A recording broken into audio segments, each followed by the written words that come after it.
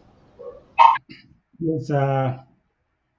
Victor, let me tell you this in clearer terms. Those who believe in our independence and annexation, from annexation, as the reason why we are fighting, they will listen to our historical arguments of Resolution 1608. But those people who see this as a Cameroon thing requiring internal fixes, they will say that the problem started in 2017. So as I said, when the diplomat speaks, you listen twice. So was he reporting what the international community now thinks about us? Probably because they think we are not winning or going to win the war. Or he's reporting what he actually thinks about the problem. So in any case, he made a revelation. How we are going to use it depends. It will depend on you and I. When we are making strides and succeeding in the war, if the United Nations wants to intervene at that point to come and bring order, as I said, they always come at the end when the lines of victory have been drawn. What do you think will be their argument? Resolution 1608. Then they think that we are not going to win this and the La Republic will have the upper hand, and they will say, okay, they address the 2017 issues, the teachers, the lawyers, and a few things, and do a few changes here and there, address the 2016-17 grievances, and Cameroon solve the problem. So I believe that it could be a certain erroneous evaluation of our resistance at this time. So whatever is some good feedback to us, because we are not fighting as if we have an option. You know, anyone who is coming to observe and make opinions, he has a life, he has freedom, he has everything that we are fighting for. So we don't have a choice. The only choice we have is to fight. So we have to fight. If by that we are thinking, we are understanding that probably they don't take us serious enough, it is a call to be serious, a call to do the things we ought to do, and force their hand on the plow to come on, because the moment we have taken over and we are in charge, and it is clear that La Republic is not going to govern us, and they have come to that conclusion behind closed doors, they will find a reason to jump in. And that reason, I bet you, that day will come. It will have to do with Resolution 1608. It will have to do with the root causes. So we cannot force the root causes to be the issue at this time if we stop fighting. If we stop fighting, the only thing they might listen to us is the grievances, the little problem, some of the problems of Southern Cameroon, not the problem. That real problem of annexation will only be solved when the annexed people of Southern Cameroon have shown that they are ready to fight, and they have fought. And now, if you don't come to recognize them, the victory is theirs. Then they will always come to do some window dressing and do some do some window dressing. That's the word, and then give us a hand of welcome to the international community of nations. So that's what is going to happen. Okay, thank you. Yeah, Mr. President, we have another caller. Yes, caller, you have the floor. Where are you calling from, if I may ask? Yes, I'm calling from Ladensburg, Maryland. Yeah, what's your contribution or question? Yes, my name is Derek Deringwa. I'm from Libya. Okay. So I want to first of all thank everybody on the panel, and also thank the president. And also thank the president for his immensely contribution, what he's doing, everything he's doing. So I have a question. Do we have a way in order to produce weapons locally to fight the oppressor? The oppressor is like Republic. That's my question. Okay, the president will take that. Thank you. That's your question. The president will take that. Well, our war, the war is fought on the media too, because this is a revolution that is happening as we speak, and it is monitored by all of us, from your cell phone to my computer. We are seeing what is happening on the ground. I want to say that we don't have a nation that has stood up like the liberators of old that benefited from Cuba, from Russia, and some other stakeholders to help. Today we are fighting by ourselves. The only weapons we have in Amazonia are the ones that we were able to seize from the Republic or were able to make ourselves. Principally, I think I should say principally, that's what we have. So you have seen the ingenuity of our community vanguards and our ARFs. You have seen their ingenuity blowing off caterpillars, blowing off armored cars. We did not get a bomb from America. We did not get a bomb from South Africa. Our people were able. We saw all those things. You are from the BLM, so you even know the meaning of these words more than me. Krenge, Lefangse, and Fontem Asongani. You know the meanings more than me. So these are things we have done, and the Mani and the rest. God has blessed us with intelligence, and the necessity is the mother of invention. It is of necessity that we find ways and means to protect ourselves, because the enemy is ruthless, and their determination is to annihilate us and keep our territory as a conquered territory. So we are fighting with everything we are and everything we have. So I cannot tell you what we have or what we can do and what we cannot do. But let us see from the media if there are any things we can trace to that as an answer to your question. That's all I can tell you, my brother. Lady Casey, while we're waiting for the next caller, for those to react, we'll be liberating the president soon. Maybe you want to make a comment. I have a commentary to make. Maybe you want to do that. I'll be reading some of the comments for the president. Maybe the president will give a final statement in that regard. I just want to reiterate the president's response to the first question. I mean, the second question is simple and direct. It's not a conversation we can be having live at the moment, and the president has well articulated that. But I just want to reiterate this response to the first question about what Tibo Nagy said or response in terms of resolutions. Amazonians, we need to come to understand that when someone is responding to a question, and if Tibo Naj is saying, I was saying that on Friday on the women's program, we had a similar conversation. And what I was also saying, which I didn't get to finish it because we ran out of time, is that he Tivonach can only speak from his own position. Like the president said, he is a free man. Everything we are fighting for, he already has it. And if they have the conviction that we are winning, because if you have been following the struggle, the fight, when there is a lot of activities and home fronts, their language in the diaspora, in the international community or the powers that be is different.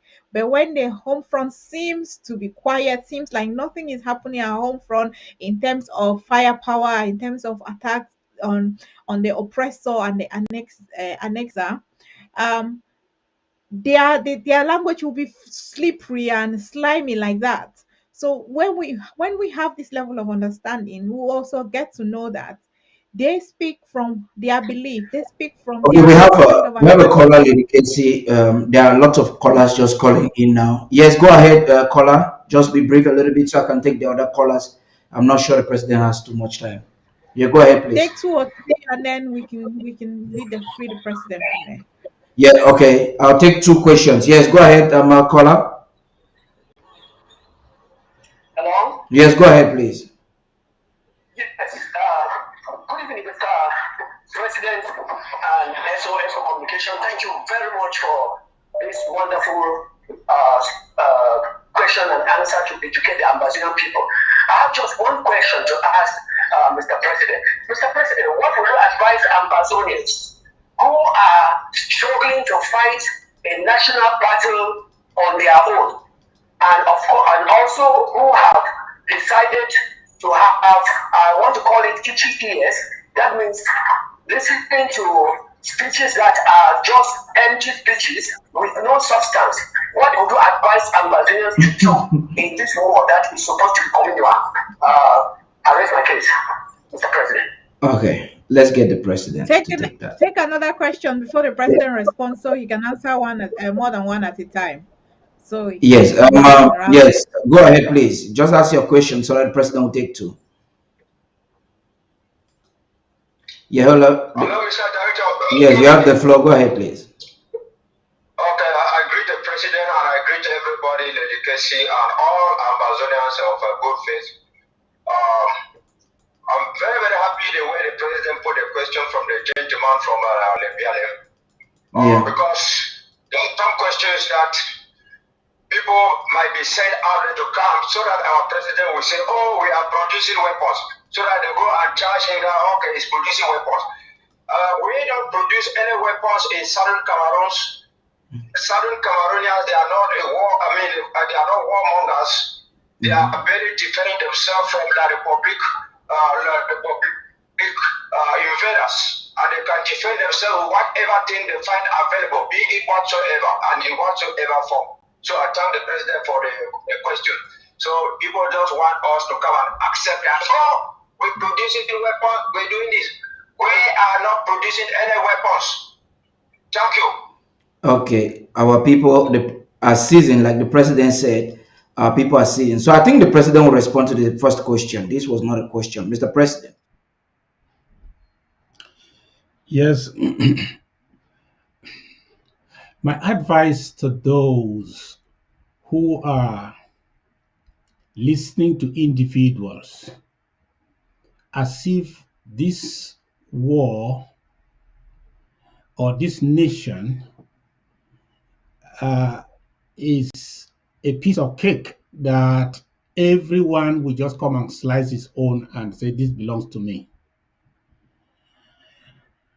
Let me assure you that whether it is independence that is actualized, it will be institutional.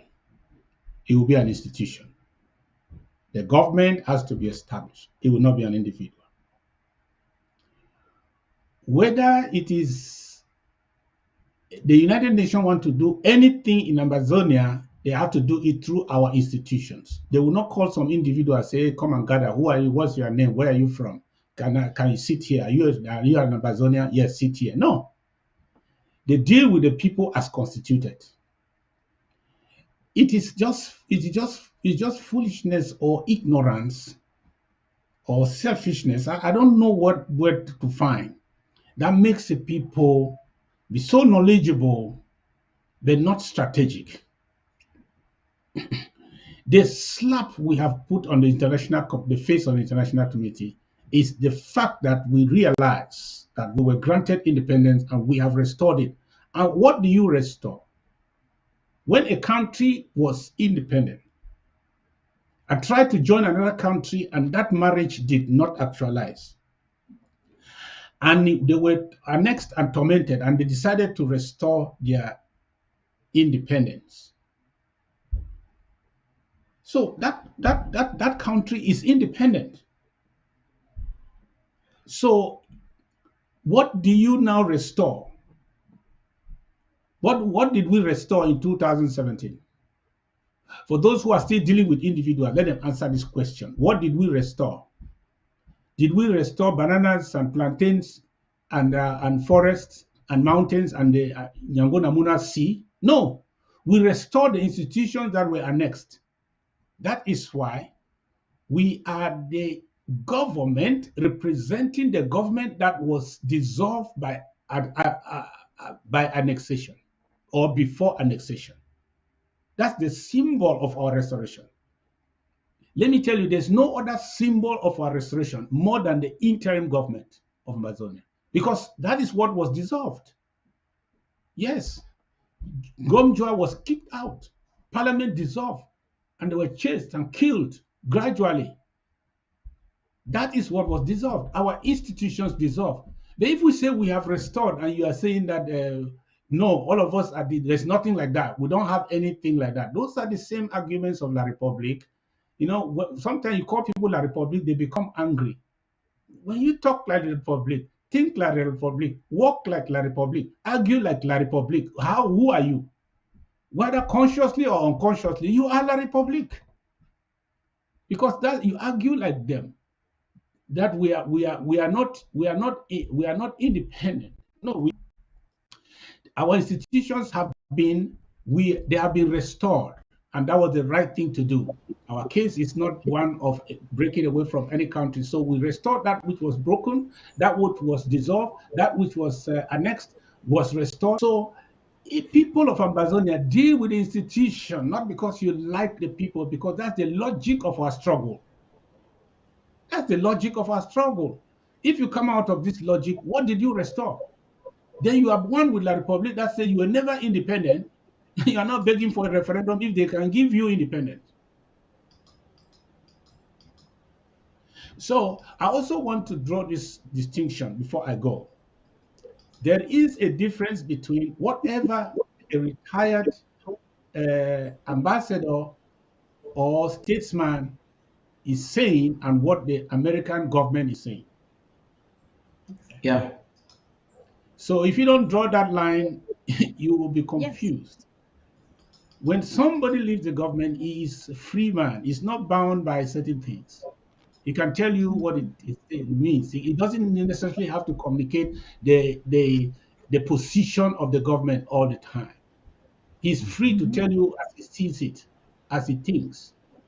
And that is what we get from Ambassador Tibonaj and other respected statesmen who may talk.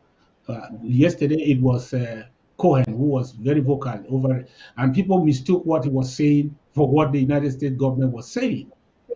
And I know sometimes it can be embarrassing to the establishment when they think that you have visibility and you are saying something that don't reflect what they think. But we should know as leaders of this struggle that is not the same. The two are not the same. The American has made clear their position, and we who are dealing with them in the corridors, we know where they stand.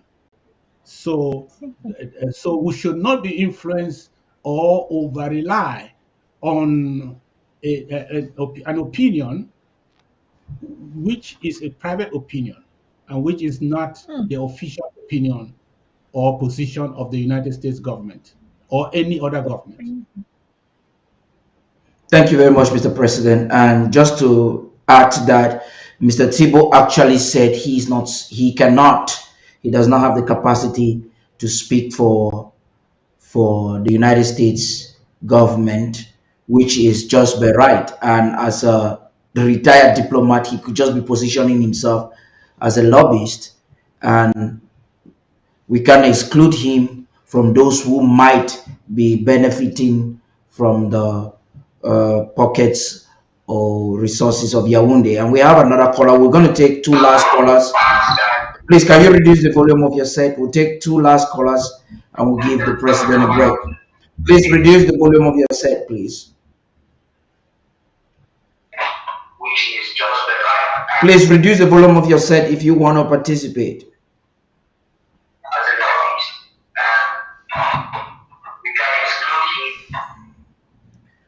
But he take the next Can you caller. reduce the volume of your set? Hello, caller. Can you reduce the volume of your set? Please take the next. Ask them to call back and take the next caller. Okay, you will call back if you cannot reduce the volume of your set. Is that okay? Yes, it's better now. Go ahead. What's your question, please?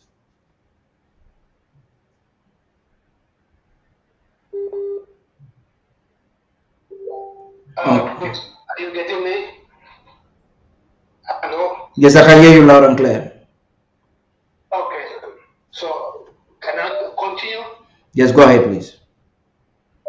Okay. Good evening, Mr. President. I think I have a little bit of a contribution.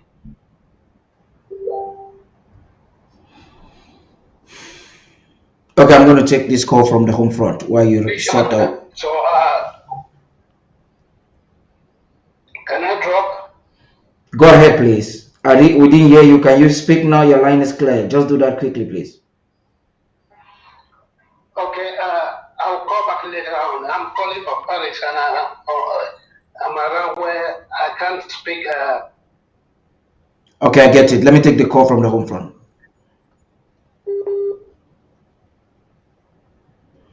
I'll be able to channel you my.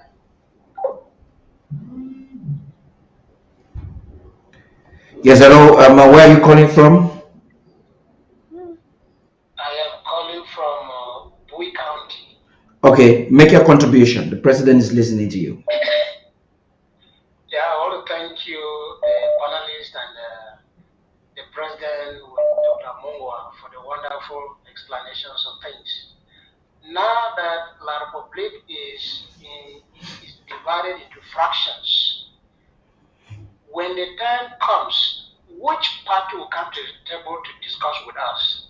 Because it creates a lot of doubts for some of us that they may take a longer time to organize before they reach on the table to meet with us. But what are we going to do if they continue to be in fragments? Mr. President, that question is coming from the home front. We have Can we make that the last question so he can go? Comrade, we have prayed that our enemies should be in confusion. So whatever the mess that will be happening in La Republic will be an answer to our prayers. It will only be for our good. If you think that a division amongst them or a conflict situation amongst the different factions in the Republic would be a disadvantage for us, I don't think so. My understanding of the Eritrean struggle and how it ended in 1991 tells me that it could become the opposite of what you are thinking. So, because when a man has problems in his house, and his neighbor's house is on fire, which problem do you think will be a priority? Unless the problem at home is a small one, then he will say, let me abandon this small one here first and let me go and help put off the fire in my neighbor's house. But if that problem is the life-threatening one, I bet you he will first of all pay attention to the problem in his house than the problem in his neighbor's house. So don't be worried. We are not only fighting, we are also funding. We are not only funding, we are also praying. So I think that this is the moment of our freedom. Yes, everything will happen, but it will happen for our good. Let's just be smart, remain committed, fire on. Their division, their fight, even a civil war, will not be a disadvantage to us. Just make sure that we continue the firepower on the ground, remain organized and focused. I think there is a certain dimension that God will fight for us when things like that start to happen. That's all I can say for now, so I don't become an advisor to the enemy. I think that will be the last question, Mr. President. Thank you very much. Perhaps you want to say some final words while we continue with the analysis. Thank you. Well, what can I say, my people? I just want to appreciate you for the privilege you have given me to serve you for free. I want to tell you that I remain committed. I remain so until as long as I have breath in my nostrils. whether I'm sitting on this office or out of this office. It doesn't matter. Now, I want to do what is right by my conscience. What I see strategically to be the right thing to do, I want to do it. I want to be wrong only because I have done my best, yet I was wrong. I don't want to be wrong because I will have an excuse tomorrow. I have to be sure after weighing it. You know, you can write an exam and weigh it all options and think that you are right, and then finally they say fail. That's the only circumstances that I will do what is wrong for Amazonia. Outside that, I will use my best judgment based on the knowledge, based on information, and based on everything that we know that is available for us. And the council and the whole leadership of this interim government, I will put all that in place and use the best judgment for Amazonia. Because let me tell you, Amazonians, you can be right in this world, in this present world. You can be right, but fail. You can be right, but if you don't use the right wisdom, you fail. You can win the war on the field and lose it on the negotiation table. You can win the war very well on the field and lose it on the negotiation table by people who think they are right. Their arguments are good, and the end of it is a failure. I don't want us to end up with excuses again. There are no excuses when the sacrifices, the full sacrifice has been paid for our freedom. No room for excuses. We must get it right or right. That's what I endeavor to do. That's what this interim government is endeavoring to do. That's why we take our time. Not every opportunity is an opportunity.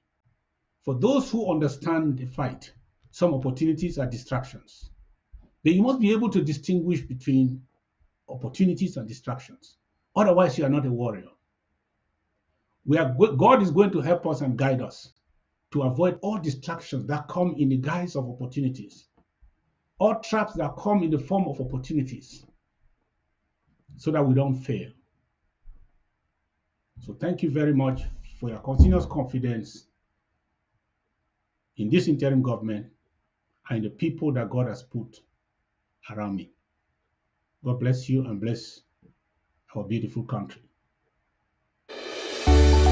Payment method: www.abcambertv.com/donate. ABC Amber TV payment channels: Cash App 202-650-2216, Zelle 240-486-8768, Ambazonia Broadcasting Corporation.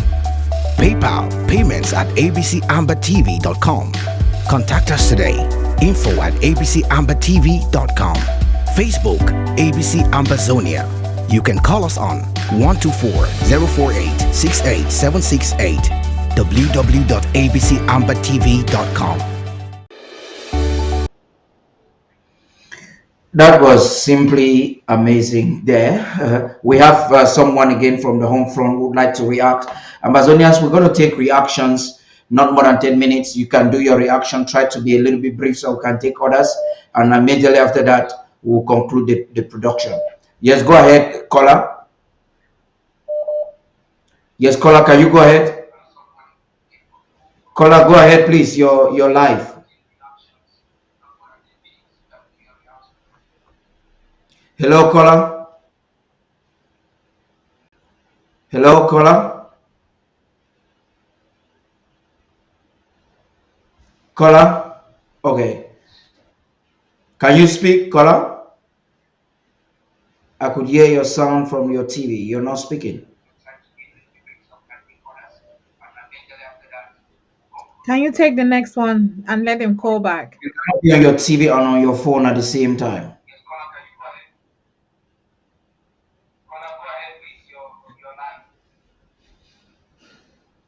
Take the next caller and then explain the instructions of calling.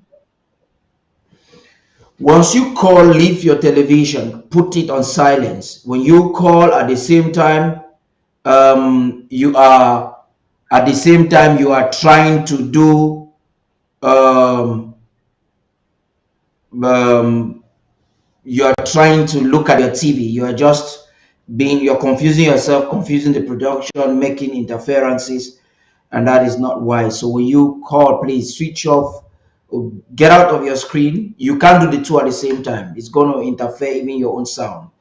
So you when you call, you do that. Okay. You see, Lady Casey, the president, it would appear the calls are not coming in. So we're going to conclude the program any soon. And we have not more than 10 minutes to take any more calls from anyone. When you listen to the president today, you will agree with us if we say that President Sako is actually a watchman of the Ambazonian liberation movement. Look at the wave of confusion that is going all about the place. Can you imagine that even people you would least expect, some of whom called themselves a few days ago that they were the hardliners, they are easily falling for a probable scam. You saw the president going through the literature review of the term referendum, because it may sound exciting, it may sound democratic, but it is a fallacy when it comes to the Ambazonian liberation movement. You realize those who want to copy and paste what happened in Eritrea, what happened in Sudan, they felt perhaps if they would have to give some of those examples, they would just convince us as to how, and to just fall into a trap. Like the president said, it's a trap. But the president went down into the subject matter, went into the histories, the historicity of the different struggles and why that method was used. He even explained how that Eritrea made a determination by themselves, and we are a conquered, or I shouldn't say conquered, forgive me for that preposterous phrase. We are an annexed people looking forward or looking for ways to free ourselves. So you would realize and see how it's possible for people to, unfortunately, be using examples that do not fit. It's like using a Nokia charger to charge a Samsung. That will not work. Okay, caller, please lower the volume of your TV set and react, please. Please, can you lower the volume of your TV set when you call? Hello. Yes, lower the volume of your TV set. Is it okay? That's okay. Please go ahead. Ambazonians are listening to you. Yes, I don't have anything to say to our president, Dr. Sako. Just to let him know that home front is 99% behind him. We just have we have nothing to do with a part of the prayer we are giving him. He should have no fear. There is success and there will be success. And there's one question I wanted to ask him. What is his stand concerning the kind of thing that the man like Pandaka has just done? How does he think he can treat that kind of a man? That is my question. Thank you. Yeah, thank you very much for your contribution. So when you call like this caller, when you call again, endeavor to lower your TV set. So that was quite amazing, and you would see how the president gave an example of what happened in the Sahel region, that is up north of Africa, how that the United Nations actually was attempting to use a referendum and it failed. So for those who have surrendered, oh, they have lost every evil mechanization to topple the interim government. They are unable to raise resources to fight. They have simply lost idea and creativity on how to prosecute the war, and they are looking for a way to justify their cowardice. They want to go in for a referendum, which the president thinks it is a no, no, no. Lady Casey, what do you think? Buddy, can you just say that again? It's literally a way to justify their cowardice. I could not have put it any better. That is exactly my thoughts, and that's what I was about to say. You have literally just put it perfectly because I was looking like it's a surrender attitude. It's an attitude for surrender. They have tired. They are surrendering. They are no longer want to fight for their freedom or the liberation of Amazonia, and they are just peddling and falling for the schemes and of La République in a form of referendum. And we know the influence that France would use, the UN would use, um, proxies of these global organizations and deceive those naive or those people with this very surrender attitude towards our liberation war, and to get them, bowing to giving in to things that have no benefit to our liberation cause. And this is exactly what is happening. And I would, I want to respond to that caller's question about Pandang, and the president have actually answered that question before. I think in the Tada in the town hall or one forum, I cannot remember which forum the president responded to the question, and he said this is a senior Amazonian citizen who is, has the right to his own views and opinion, and he has a right to his own views and opinion and his own approach to solving or to participate in our liberation cause. And he continued in that forum responding to the similar question to emphasize the interim government position and his personal It would perspective. appear that Dr. Mungwa has some few words to chip in. Dr. Mungwa, Okay, please, do you thank want to you. centralize yourself? You're sitting on one side. Perhaps you want to take that's perfect. Let's listen to Dr. Mungwa, and we'll be back right after that to conclude the program. Stay tuned. Thank you. Thank you, Ambazonians. And I think I just want to give my final word, at least for the great job that the president did tonight. This is going to be a new format that we are going to establish on how to talk on topical issues affecting our revolution. So don't be surprised that maybe in the next 2 or 3 months, we'll be back again with the president so that we can really educate the Ambazonian people. You must have heard from him that what is critical and how to uh, target the international community and also make Ambazonians understand the role that we have to play to get to the finish line. And that role, part of it is education. And we are going to take time to make sure that we give the Ambazonian people the facts so that nobody comes and tells you something that is contrary to what the interim government stands for. So I take this occasion to thank ABC television and to thank all the those who participated in putting this program together. And ultimately, I want to thank Ambazonians for listening to us because without you, we are of no relevance in this struggle. So we are simply taking your marching orders just to make sure that we deliver what you ask us to do. So once again, thank you and spend the rest of your day in peace. Thank you. Over to you, Paddy.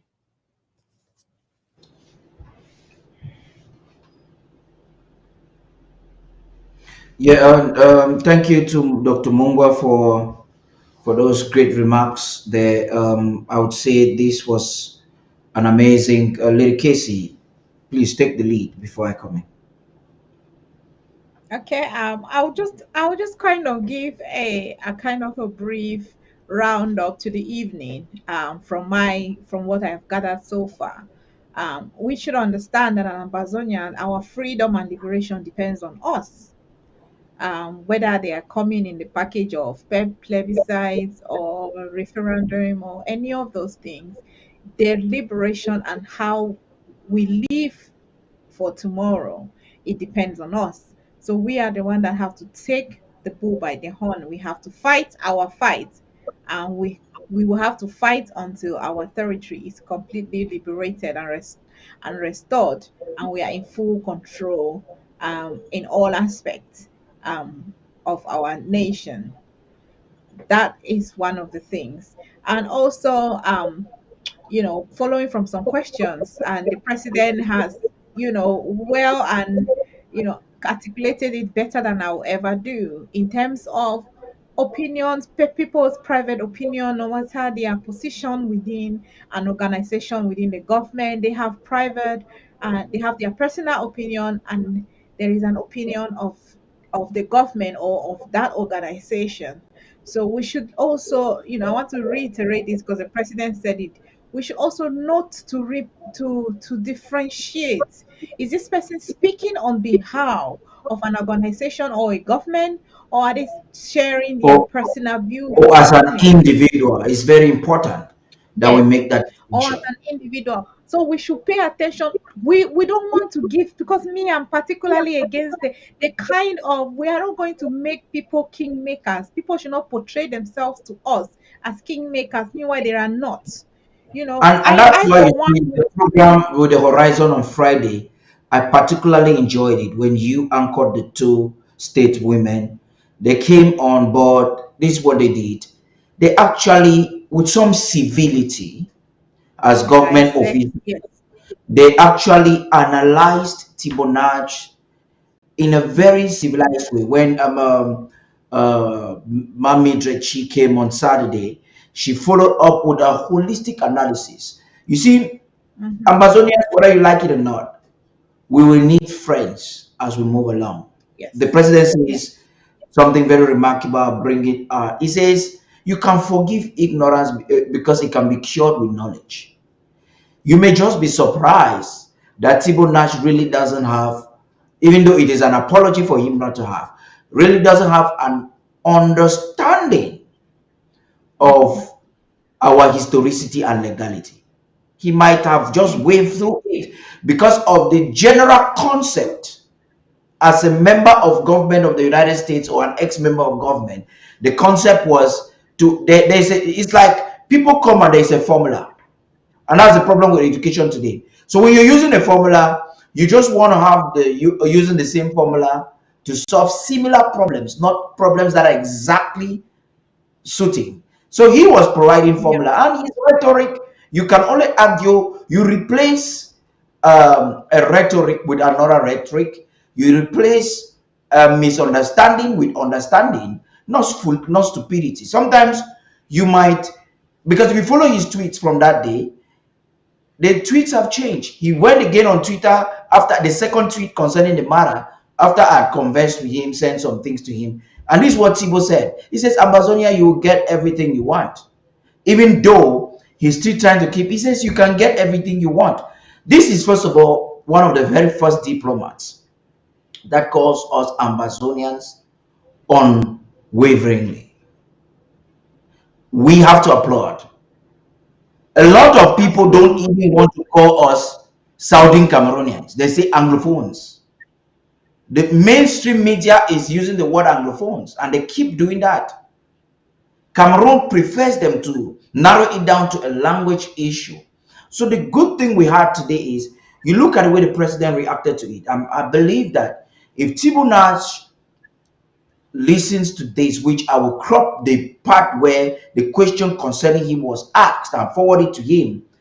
If he listens to it, you understand? In fact, I'll make him watch almost all of what the president said. If he listens to it, he will understand the man that is at the helm of, of the interim government. He will be able to make distinctions between Mm-hmm. the crowd of Warabes or individuals calling themselves leaders here and there. This is quite important. I don't know if you have something to say Yes. because I wanted to use this to conclude something. If you have something to say, Lady Casey, just go ahead so we can Yes. conclude. And leave it. I mean, this topic is very long because I've realized that our people, we need a different, at this point in our freedom quest, we need A to have different come up attitude. to a certain, we need to have come up to a certain level of consciousness and understanding. And It's maturity. not, yes, I mean, I'm avoiding the word maturity because it's been misused a lot of times. So that's why I'm using consciousness and understanding. If you combine Yeah. it, it means maturity in our freedom quest. Um, we need to understand that when we listen to individuals, when we listen to people, even in an organization, we've read statements from some charity organizations. We've read statements from some international bodies where, like you said, the mainstream media.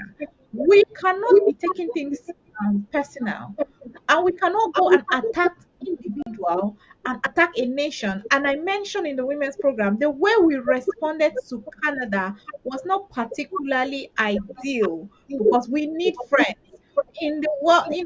Diplomacy is a very sensitive environment. Sensitive It's not milieu, environment where And emotions are discussed. It's not how you feel about somebody's it's not opinion about or how you someone. feel. Yes, it's not how you feel about someone's In case, opinion let on me the just add something to Amazonian. what you're saying. There's this balance in diplomacy. It says there are no permanent enemies, but permanent interests. No permanent friends, sorry, but permanent interests. In other words, you cannot have a permanent enemy during such a time. You get what I'm trying to Yeah, say? Go right ahead, please. yeah. Nigeria might So just have arrested our leaders and they're in Konengi. But if Nigeria chooses today as a United Nations member, maybe because of a new leader, to vote our way in the Security Council, we cannot go and start, there's a way. There's a way. So this understanding is important that absolutely. as a civilized people, we need to grow with this understanding, like you're saying. Go ahead. We really need to grow. And for example, let not make Thibaut Natch what he is not. Or Cohen, or I don't know, these other American people who they are not. We should not give them the power of a kingmaker.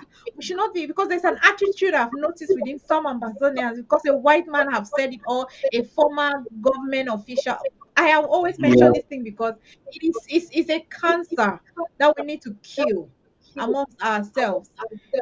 We should not make him what he's not. We need friends. We love, we appreciate, and we are totally grateful for his effort in, tweeting about our cause constantly and creating awareness. But that's all it is. It is not beyond that. So, and he's also, there was so a lot of things he said in that his interview, that the people he has spoken to, when he was in power, like you said, that there was a formula he could not apply to our cause. The people when he was in office, there's people he spoke to try and see what they can do with regards to the Amazonian question, but nobody paid attention. And another thing we should also realize is that most of these great powers that be, their move for action, or their greatest motivation for action is interest based. Is how does it benefit them? There's no morality in anything to do. So we should not be naive about these are not some of the things we should be talking about in life. We should just know that this is how the game is played and play it for our interest, because they are only doing things for their interest. And La Republic is doing exactly those things for their interest. And that's why they could pull out of the Swiss mediation with impunity, because they have played the game of politics and they're not talking. They have sent they have sent those foolish Anglophiles to be distracting us, and we are here battling. And they want to see we see Amazonians quarreling what I will say, for example, Nambere is saying, or what's those other idiots in Cambe, what he's saying, and we are there paddling over petty, useless people in a, around the Anglophones there, distracting us. We need to prioritize our reactions and responses to people of relevance.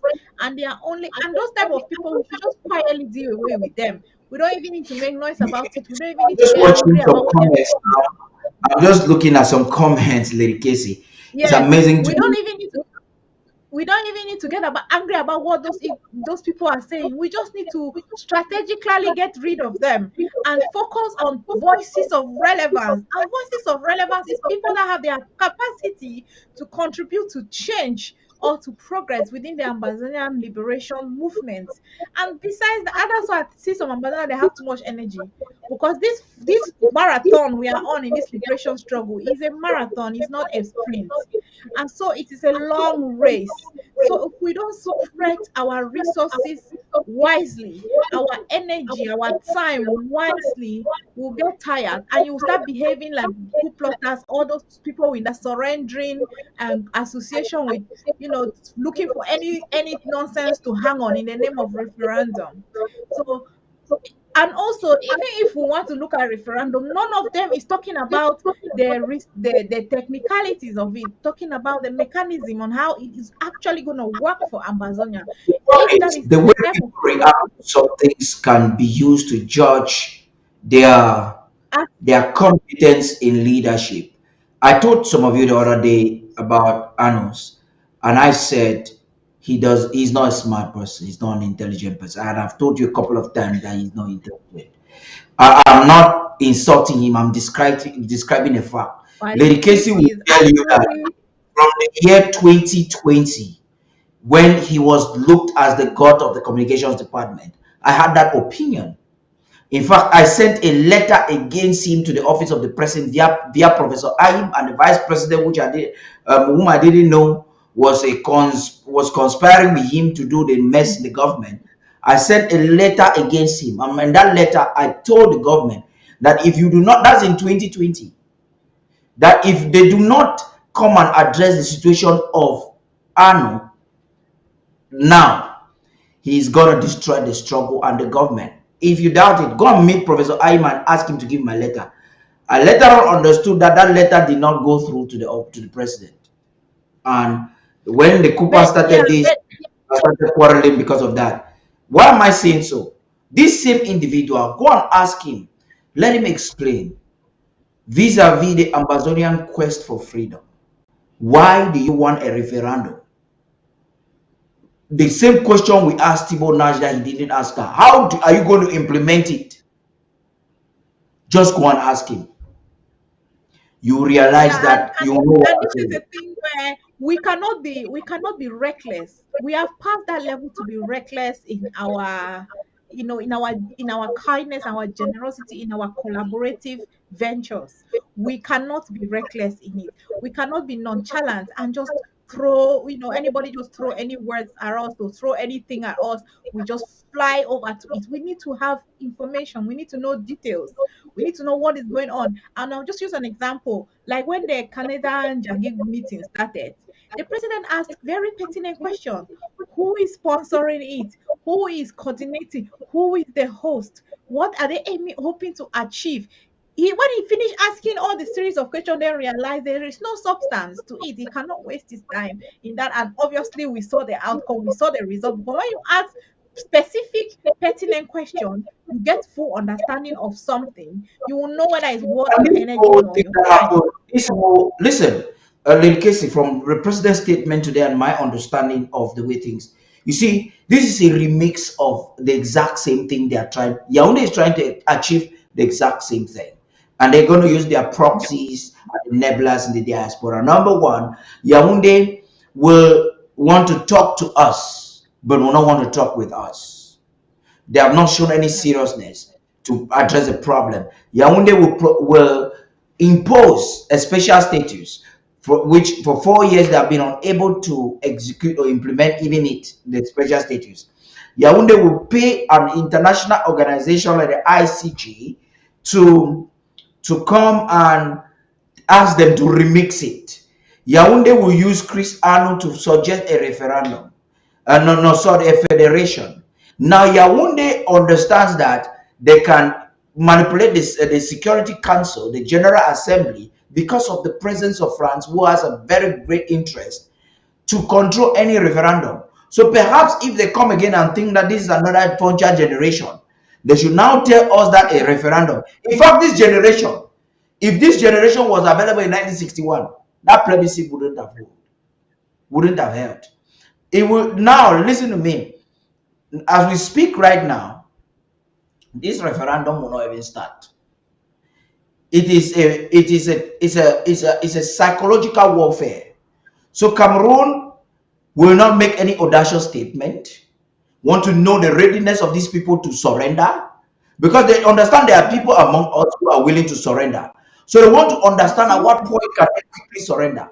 They now use John Gute's office Send some proxies to come and tell you we are talking among ourselves. Organize meeting, invite hungry men who have not slept in five-star hotels in Canada. Now, when they go to Canada and they sit, they are observing very closely to understand what is happening. A few minutes later on, Yaoundé sends Betty Bulu, Sadi, to come and say that, listen, we don't have any talks. But this guy should have known that they are not talking with Cameroon, because Ash said on media television that it's now good that Southern Cameroonians are talking among themselves. And my question I always want to ask Lady Casey is, hey, let's face it, did we tell them that we have a problem to talk among ourselves? Even Chris Anu, that we are both working at parallels right now. If it is all about talking, I can pick him and call. I can call him. In fact, at the heart of the coup plotting, I called Chris Anu. He was surprised when he had already made his TV. I called him and said, "Congratulations for your new television. And how are you?" He said, "I'm fine." I said, "Okay, this whole thing is going in a direction. I'd like to interview you." He said, "I'll think about it." And absconded. I said, "I want us to have a discussion on this matter." So me calling any of these individuals is not a problem. We talking, the problem is not talking. So international community, please use another card. It is beginning to start like a broken city. Oh, we are divided among ourselves. Is the United States of America not divided in their foreign policy? I just watched a speech of Trump. The United States of America, when it comes to policy and the things the United States as a nation wants to do, they are more divided than any other person. But the most important thing is it has to do with a country pushing through a wave of value. You get it? Even when George Bush decided to attack Afghanistan, there were a lot of people, Democrats, Republicans, moderates, or independents, agreed. But you had a huge, and that is what made Obama president today, because he was alone, a few of them that who said this is a wrong idea. You're going into the wrong war. And he made him, as a young senator at the time, became very popular within the Democratic Party, especially in 2005. He came and gave an exceptional speech, and then he became president. Listen, ask these guys, why do they keep shouting unity, unity, unity when they are united, excluding Dr. Sako and Sakonians like us? We are the only ones that are not mingling. In fact, Cho Ayaba, Agbo, and all of them were in Canada. So why do they still cry? Are they saying that we are most important for unity? We don't want to. We want you to go ahead. We are not. We the Sakonians. We are not a part of it. Go ahead. But I would like to, for us to round up on this point, because this part of the conversation I think require a whole show on its own. But Yeah. and I just want to bring Amazonia's mind to the point that I hope you have listened to the president's simple response, plain English, to each aspect of the current talking points of conversations of our liberation struggle in terms of proposed solution by individuals who are sharing their concerns and sharing their own idea of what the solution will be. But as an Ambazonians who are fighting for our liberation, understand what we require best. We understand we know as total liberation and freedom of our people, and that's what we need to focus in fighting for that. And I'm not sure how long we intend it for us to go, but there is, No, we're done. I think we're done already. We're done. okay, so Unless you I would to just, say. yeah, I would just round up by saying this, fellow Amazonians. I want to talk to a different category of Southern Cameroonians, Amazonians. And I want to talk to those on the who are thinking, all those people in the surrendering category who are thinking we're about to fail, who are now living in a position, who are now living in a position of fear that we are failing. And that includes all of those people who are panicking, rushing for validation and left, right, center. Amazonia liberation is sure. If you do not believe it, step aside. Allow those who know, who are convinced and convicted of this reality, of this truth, to focus on what they need to do to ensure this freedom. And I want to talk to our patriotic Amazonians, the resilient Amazonians who are doing all that they can to see our liberation struggle make progress. Keep Mhm. on the great work. Keep up the fight. The hope of the liberated Amazonians should not depart from you. And our Amen. focus on the prize, that's our total restoration and freedom, and celebrating our independence in Oya. All the side things, side talks, and the naysayers are only just talking. And like the president, we applaud every Amazonian who come together, like the activists and whoever come together to discuss how they will better do things to ensure progress. And I'll just now talk on the fact that we should be thinking, we should have our critical thinking hard on all times. Every other mushroom groups, I saw a communique from about 16 or 17 groups, Amazonian groups saying that for independence, and they put it out there like 17 stickers and logo.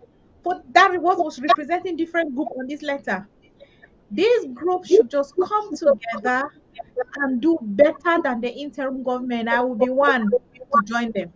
But the president and I will agree with me that we will join them if they gather together and do better than the interim government is doing. Create better functioning structures, not try to replicate or sabotage the effort of the interim government. Then we'll know that they are up to something. They should gather more resources, coordinate more activities at home front and the diaspora.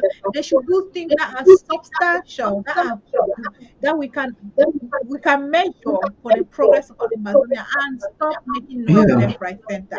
Thank you. Yeah, I think we're done. Ochiba, just be brief a little bit. Let's go. I'm sure we're done. Go ahead, please. Okay. Go ahead. Yeah, please. Yeah, I want to send a message to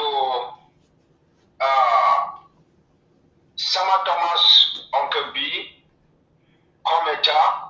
Maybe you should do that in the show tomorrow now, so that. No, yeah, but we'll do it.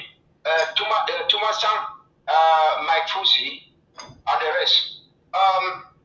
They promised us that they were going to bring $1 million donors. We are still waiting for the $1 million donors. In fact, I'm waiting. You were going to do Me, president sir. across to La Republic. The 72 hours that they gave that they wanted to free do Karim, the 138,000 US dollars that the Christian took and said he cannot reveal the name of the person who collected the money. How can you be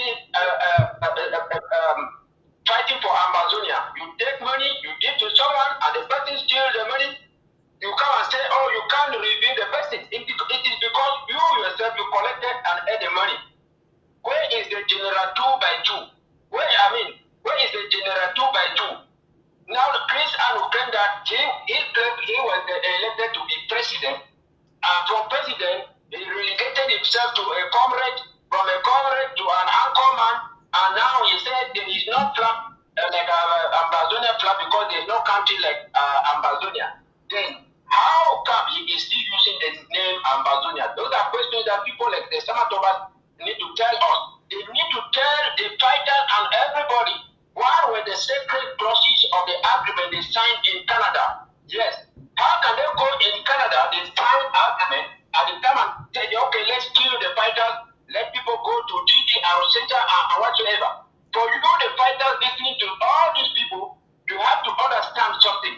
These people have stolen you to La Republic in Canada. Now they want to escape from the blame. That is why they are propagating the idea of a referendum. They will say, oh no, but you people were the one who decided. There is going to be no referendum. Nothing like that. So I am just telling Sama Thomas that when the interim government was running with tricolors in 2020, 2021, we saw the no pity, we saw actions everywhere. Then Christian came and said, oh, the president doesn't firepower to Ayub Tabe. There is no firepower on the ground. Where is the firepower? Even Regina Alton, who is like I don't know, is a husband or a wife or a mother or who to Chris Arnold, came again and said, oh, if Allah lied them, he took them, sent them to Africa, sent them to the same person where he took the $135,000. So someone Thomas should tell us, is there more power, a firepower now than it was in 2020, 2021? That is what it was to tell us. Let them show us the proof of the CPG deal that the risk and claim that, oh, he brought the deal and all those kind of things. Let me use this video to also tell you people that please send a message to Natural Television. Say, man, no run. The revolution is not finished. So, if you want to remain whatsoever, let them come back here. We are going to be calling the names of all these people who came here and took about money. They claim they were going to free people. Now, I think we should do that in another show so that we just leave the decency of this show to end what it is. Thank you very much for your contributions, UN. I hope that we will have that an elaborate discussion tomorrow. Lady Casey, have a wonderful night. I have a few announcements to And you give. too. You are supposed to attend the meeting this night. I'm pardoning you just to attend on your behalf because in UK it's late now, but you have to attend all the other workshops. This is ABC Amber TV week. You can imagine what will happen to our movement. Lady Casey, please, it's late for you. You want to go to bed now? Let me give this Okay announcement. then. Yeah, have All right a then. beautiful Bye. night. Have a sweet night's sleep. You can imagine what will happen in the Amazonian movement for 1 minute if ABC is not in existence. You know what you're doing for ABC. So we think this is an opportunity for this week. Our objective is to mobilize personnel and resources. A lot of new programs are coming up. Lots. You're gonna have Amber Focus should come back. Ochiba should he likes talking, and I think he should get an exclusive program where he can talk and talk and talk and just indict all of these other people. It's strategic. There's something the president uh, revealed to us on Thursday, which is important. There are some things the government as a government cannot say. And there are things that activists can say. And not every show can be like an activist show. Please. We have to talk government. You heard the way the president spoke today. There's a way that to have a full function of government, there's a government language, there's a government attitude. It's challenging for us that we are fighting a war and a government in exile, and we want to still mimic government because there are doors that cannot be opened to the president if we don't show that level of decency. There's something the president said I want to bring back to you. He said, if I make statements the way you people want me to make them, when the time will come when I'm supposed to make a statement, I cannot make a new statement to cancel the old statement. So there are some things you don't expect government as government to do. You don't expect every show to be an activist show. So let activists come and have the activist show where they can talk east, west, lie, and they are liable to some things they say. But when you have an exclusive discussion, or maybe the news or the president or Dr. Mungwa, there are things you will never expect these people to say. It will never happen. It doesn't mean we are not a revolutionary TV, but we just have to caution the way we handle some things. So there's this activist corner, which I think it should start. You saw Mamitra, she was exceptional. She's a wonderful activist, and that program will definitely start. So this week, ABC Amber TV week, there's an emergency meeting. I think the vice president encouraged us to have that meeting today. An emergency meeting is going to be in the next 2 hours, 30 minutes with patrons and club members and the board, with those particularly a core of organizers, so we can plan the day ahead. ABC Amber TV is looking forward to have a tour with the counties and the LGAs from Thursday into Friday. Tomorrow is another strategic day that we will be doing a lot of things together. So the meeting, those who are resource mobilization is a part of this meeting, the patrons board and a few members of the comms department for the organization of it all. Then we are going to have we're having the day proper on on on on on Saturday. Another very important um, another very important aspect that we must take into consideration is the fact that we have to have an international press conference, and the date scheduled for this international press conference is the 8th of, I was trying to confirm the dates because there are a lot of changes. You know, this is a revolution, things change. It's the 8th of this month. That's on Monday the 8th. So you just the day before my birthday. Okay, so it's a busy week for us. If you have anything to do, if you are not a club member yet for ABC Amber TV, I would say it's an apology, but it's not too late. You can become a club member even as we speak right now. The procedure for it is very simple. I like to end with this interim government position on the subject of a referendum. We cannot overemphasize it. So have a good night. Until next time, it's been Tapa the King. Reading through the most recent press release by the interim government on its position on the issue of referendum to all Ambazonians, internal and external stakeholders. There are divergent views and proposals among stakeholders, both internally and externally, on how to resolve the ongoing conflict in Ambazonia that has resulted in an unprecedented 21st century genocide perpetrated by the regime of the Republic of Cameroon, also known as La République du Cameroun. Among these divergent views is a proposal for a referendum to be held in the territory of southern Cameroon's Ambazonia, former UN Trust territory under the British, to determine the future of Ambazonia. Cognizant of the United Nations General Assembly Resolution 1608 XV of 21st April 1961, granted independence to the UN Trust territory of southern Cameroons and the subsequent non-execution of all the processes of decolonization prescribed therein, the interim government, representing the aspiration of an overwhelming majority of Ambazonians, has been clear and consistent in articulating the basis of the root cause of the southern Cameroon's problem, which is the non-execution in its entirety of the above-mentioned UN resolution, thus paving the way for the annexation and recolonization of southern Cameroons by La République du Cameroun in 1961. Therefore, complete decolonization is what we seek, and this involves complete restoration, absolute sovereignty, and recognition of southern Cameroon's Ambazonia as the 55th state of Africa. We believe a plebiscite, a non-binding survey of our opinion by the US, is an acceptable democratic process to ascertain the majority view of southern Cameroon's Ambazonia.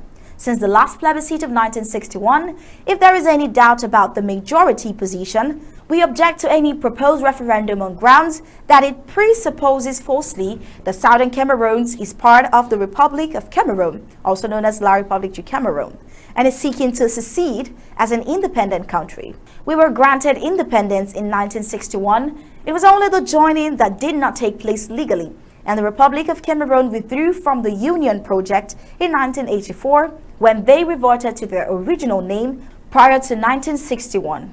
We have never been part of the Republic of Cameroon, so we do not need a referendum to decide if we can separate from a non-existent union. Also, a binding referendum will exclude the genuine dialogues we need to address the root causes of the conflict, because it is based on winner takes all. We are not fighting to change the form of government in the Republic of Cameroon. We are not also fighting for constitutional changes within the Republic of Cameroon, French Cameroon. We are fighting against annexation. We are defending our restored independence. Annexation cannot be resolved through a referendum because it is either a right or wrong issue. Just as the solution of rape is not marriage, we do not need a referendum to tell right from wrong. We need the international justice system or a negotiated settlement. If the UN wants to serve the majority opinion on this issue, they should conduct another non-binding plebiscite in the southern Cameroons, not a referendum. This is the threshold position of the people we represent. Therefore, any views or proposals that seek to mask the status quo of Southern Cameroon's colonial status under the Republic of Cameroon is far-reaching and do not represent the aspirations of the overwhelming majority of Ambazonians as far as this liberation struggle is concerned. Furthermore, the reasonable, immediate way forward to end this conflict, supported by the international community, external stakeholders, is a genuine, all-inclusive dialogue, mediated negotiation process. The interim government, under Dr. Sako's leadership, has advocated for this process, which was spearheaded by the Swiss, but the Republic of Cameroon failed to commit. To concretely resolve this conflict and subsequently resolve the issue of the sovereignty of Southern Cameroon's Ambazonia once and for all, another plebiscite preceded by internationally mediated negotiations should be the right steps forward. This is signed Samuel Ikome Sako, PhD, President of the Federal Republic of Ambazonia, former British Southern Cameroons, on the 23rd of April 2023. And with that, we've come to the end of this press release.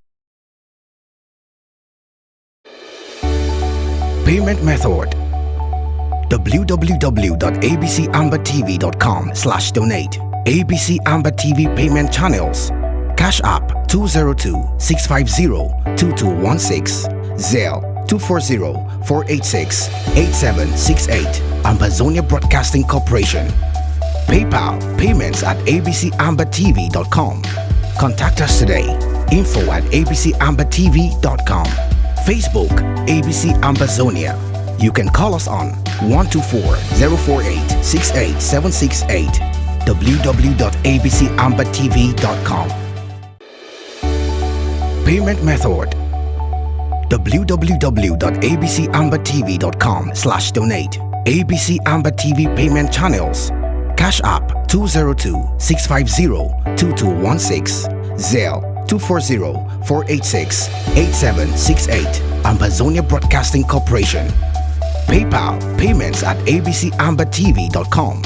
Contact us today. info@abcambertv.com. Facebook ABC Ambazonia. You can call us on 124-048-68768. www.abcambertv.com. Payment method: www.abcambertv.com/donate. ABC Amber TV payment channels: Cash App 202-650-2216, Zelle 240-486-8768, Ambazonia Broadcasting Corporation. PayPal payments at abcambertv.com.